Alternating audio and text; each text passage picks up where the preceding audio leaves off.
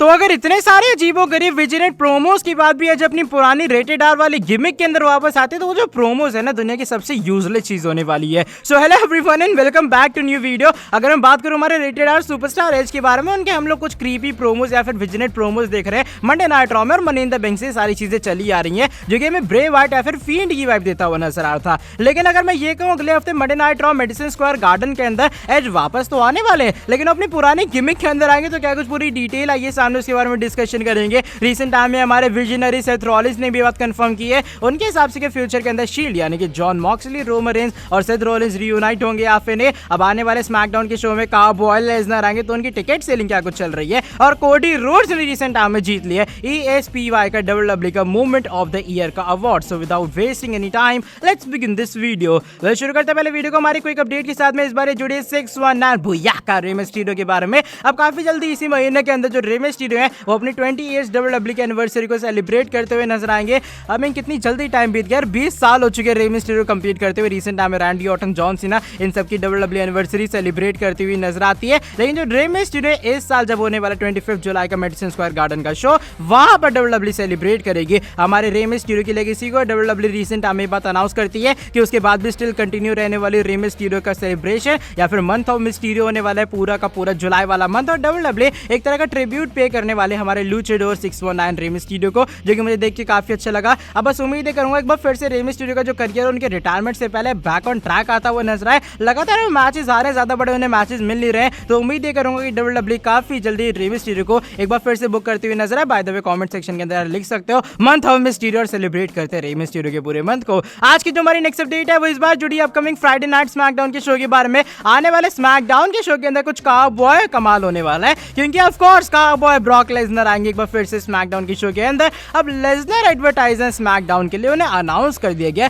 तो ticket selling को लेकर बड़ी बातें आती हैं भैया, टिकट सेलिंग क्या कुछ चल रही है। तो फाइनली रेसलटिक्स की तरफ से जो नंबर है वो आ चुका है सामने, उसको स्क्रीनशॉट आप लोग देख पा रहे होंगे। ये वाला जो स्मैकडाउन का शो है वो TD गार्डन बॉस्टन में होने वाला है। करंटली जो अवेलेबल टिकट्स है 1193 के आसपास की, और बात करूं टोटल कैपेसिटी के बारे में वो 7896 के आसपास की है। और जो टोटल टिकट WWE ने सेलिब्रेट कर रहा हूं डिस्ट्रीब्यूट कर डाली है वो 6703 के आसपास की है। यानी कि अभी फिलहाल जो वेन्यू उसको सोल्ड आउट होने में 1100 जो टिकट है WWE को और सोल्ड आउट करनी पड़ेंगी, तब जाके जो पूरा वेन्यू सोल्ड आउट होता हुआ नजर आएगा। और फिलहाल आज के दिन और कल का दिन बाकी रह गए, तो मुझे ऐसा लग रहा है जो लेसनर है एटलीस्ट या फिर मिनिमम जो है 500 टिकट्स और सोल्ड आउट करते हुए नजर आएंगे। फिर भी देखा जाए 7000 के तक भी नंबर पहुंच जाता है, तो काफी स्ट्रॉन्ग नंबर होगा। और ऑफकोर्स जो इम्पैक्ट है वो हमारे काउबॉय लेसनर को होने वाला है। आज की जो हमारी नेक्स्ट अपडेट है वो इस बार जुड़ी थी अमेरिकन नाइटमेयर कोडी रोड्स के बारे में। WWE ने रिसेंट टाइम में अनाउंस किए थे ESPY के WWE का मूवमेंट ऑफ द ईयर का अवार्ड। आखिरी में कोडी रोड्स जाते हैं। गेस व्हाट, जो हमारे अमेरिकन नाइटमेयर कोडी रोड्स है, उन्होंने इस साल का ESPY का WWE का मूवमेंट ऑफ द ईयर का अवार्ड भी जीत लिया है। WWE इस वाली पूरे अचीवमेंट को मैं एक तरह का रिवील करती हुई नजर आती है अपने ऑफिशियल ट्विटर अकाउंट के थ्रू। उसकी स्क्रीनशॉट वगैरह भी आप लोग देख पा रहे होंगे।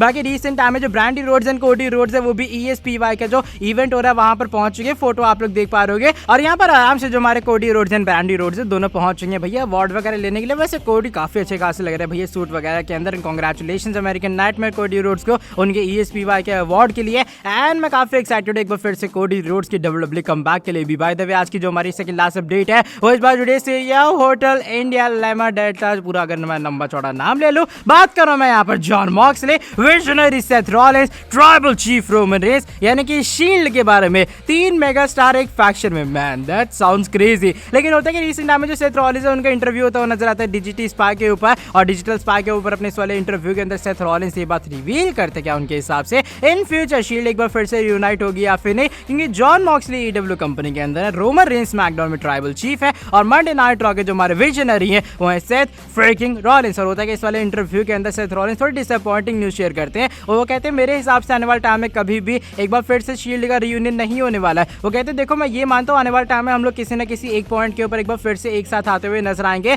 लेकिन उस तरीके से नहीं, जिस तरीके से तुम लोग सोच रहे हो कि हम तीनों एक बार फिर से टीम अप करते हुए नजर आएंगे और तीनों आ जाएंगे एक साथ एज टीम। अब सेथ के हिसाब से ऐसी चीजें बिल्कुल भी नहीं होने वाली है। अब वो पुराने वाले जो दुनिया एक बार फिर से वापस नहीं आएंगे, क्योंकि ये जो लोग हैं अब वो पहले के मुकाबले डिफरेंट एनिमल बन चुके हैं। कहने मतलब ये सेथ रॉलिंस पहले शील्ड वाले थे उसमें और ये वाले में जमीन आसमान का डिफरेंस आ चुका है। पहले वाले रोमन और इस वाले रोमन में जमीन आसमान का डिफरेंस आ चुका है। पहले डीन एम्ब्रोस में और जॉन मॉक्सली में जमीन आसमान का डिफरेंस आ चुका है। अब हम जो तीनों है वो काफी ज्यादा बड़े सुपरस्टार्स बन चुके हैं, काफी बड़े पर्सनालिटीज बन चुकी हैं इस पॉइंट के ऊपर। होगा, वो पहले वाला टाइम था जब हमें तीनों की जरूरत थी, यानी कि हमें तीनों एक दूसरे की जरूरत थी ताकि हम लोग आगे बढ़ पाए अपने करियर के अंदर। लेकिन अब हम लोग सेपरेट वे में डिफरेंट लेवल के सुपरस्टार्स बन चुके हैं, तो मुझे ऐसा लगता है कि हम लोग एक बार फिर से एक साथ एक टीम के अंदर तो बिल्कुल भी इन फ्यूचर नहीं आने वाले। अच्छा, एक बार फिर से हम लोग रीयूनाइट मेरे हिसाब से तब होने वाले हैं जब हम हॉल ऑफ फेम सेरेमनी के अंदर आएंगे और तीनों एक साथ हॉल ऑफ फेमर्स बनते हुए नजर आएंगे। तो ये कुछ बातें यहाँ पर कह डाली सेथ रॉलिंस ने, और उनके अकॉर्डिंग 3 मेगा स्टार्स जो है एक टीम के अंदर फिट भी सही से हो नहीं पाएंगे। अब देखो, देखा जाए सेथ रॉलिंस की बात तो एकदम सही है। अब तीनों भाई सेपरेट वे में इतने बड़े सुपरस्टार बन चुके, मेरे पास वर्ड्स नहीं डिस्क्राइब करने के लिए।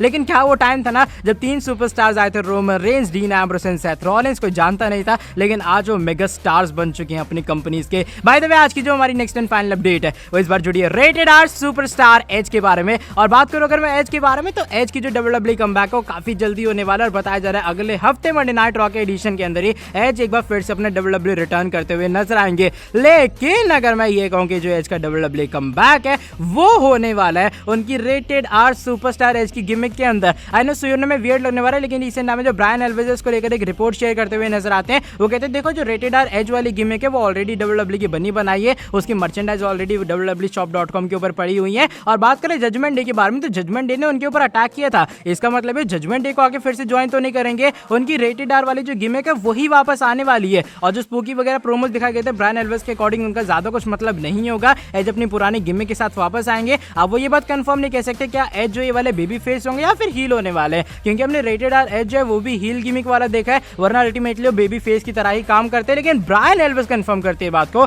कि कोई भूतिया गिमिक नहीं आने वाली है। लगातार जो विजनेट प्रोमोस मंडे नाइट रॉ में मनी इन द बैंक के अंदर हमने देखे, उससे ऐसा लग रहा था ना कोई भूतिया गिमिक या फिर कोई नई गिमिक आने वाली है एज की। लेकिन ब्रायन एल्वेज के अकॉर्डिंग ऐसा कुछ भी नहीं होने वाला, जो कि सुनने में मुझे काफी वाहियात लग रहा है। आई मीन फिर उन विजनेट प्रोमोस का, उन सारी चीजों का मतलब क्या हुआ? एक तो वो चीज एज से बिलोंग भी करती है, ऊपर से उस चीज का कोई मतलब भी नहीं हुआ। WWE सिर्फ हाइप कर रही है कि एज वापस आएंगे, वो भी अपनी पुराने गिमिक के साथ में। इससे अच्छा यू थिंक यू नो मी का एक प्रोमो चला देते भाई, उससे ही हम लोग हाइप हो जाते कि एज एक बार फिर से कम बैक कर रहे हैं जजमेंट डे से बदला लेने के लिए। अब देखो, मैं ब्रायन एल्वेज की रिपोर्ट के ऊपर ज्यादा कुछ भरोसा कर नहीं रहा हूं, इसलिए मेरे हिसाब से आप लोग भी मत करना। हो सकता है जो हल्की सी चेंज गिमिक के साथ एक बार फिर से वापस आते हुए नजर आए। लेकिन आपका क्या रिएक्शन होने वाला अगर जो WWE है इन सारे विजनेट प्रोमोस के बाद भी जो एज का कमबैक है वो उनकी रेटेड आर सुपरस्टार एज वाले गिमिक के अंदर करवाती हुई नजर आएगी? तो मेरे हिसाब से जो है ना यूजलेस चीज होगी दुनिया की सबसे, जो WWE ने विजनेट प्रोमोस ईयर ऑन की। बाय द वे, आज की वाली वीडियो बस यहीं तक थी। अगर ये वाली वीडियो पसंद आई है तो पता है ना क्या करना, फटाफट से नीचे वीडियो को लाइक कर देना, साथ ही में चलो चैनल के ऊपर न्यू है सब्सक्राइब नहीं किया सब्सक्राइब कर देना चैनल को, और बेल नोटिफिकेशन को कर देना ऑन। मिलता हूं आपसे आके नेक्स्ट वीडियो के अंदर बहुत ही ज्यादा जल्दी।